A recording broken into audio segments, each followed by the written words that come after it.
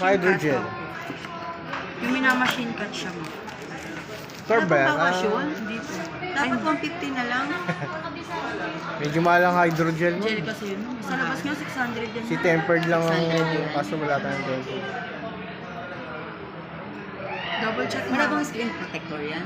Meron pa Plastic siya lang, ma'am, ma'am. yung ordinary lang. Plastic lang. Ay, yung Nakalagay, ordinary. opo. Kapag nasira na lang yung ordinary. Pwede naman ma'am. Dito lang kayo ma'am sa amin ha, Sandali. 350 Oo lang. naman, siyempre. Pero Mura kung lang pa sa rin amin presyo, yan. ay sandali. Meron akong gel din eh. Ito yung Huawei na binili ko sa UAE. Asan na yun? Hanapin mo. Magkano pa ano nito? O gel din to? 350 din mo. 350 din. Ano na eh?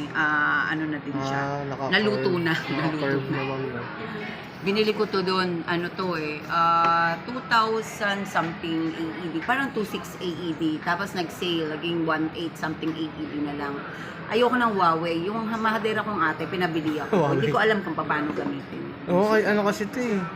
Hindi siya Android eh. Kakainis.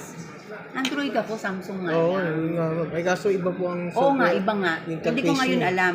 Every time na magsisave ako ng number, tapos may dinilit ako, nadidelete din yung sa WhatsApp. Alam mo yun? Try Nakakonect natin sa charger, WhatsApp. ma'am.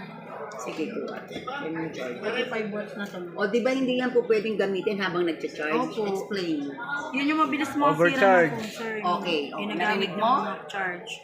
Mabilis Ano lang pa? ito maka-charge. Mas malobat. Mabilis. Bawal din gamitin yan sa banyo, di ba? Opo, kasi Dahil malalaglag baka siya. magkasama, Diba?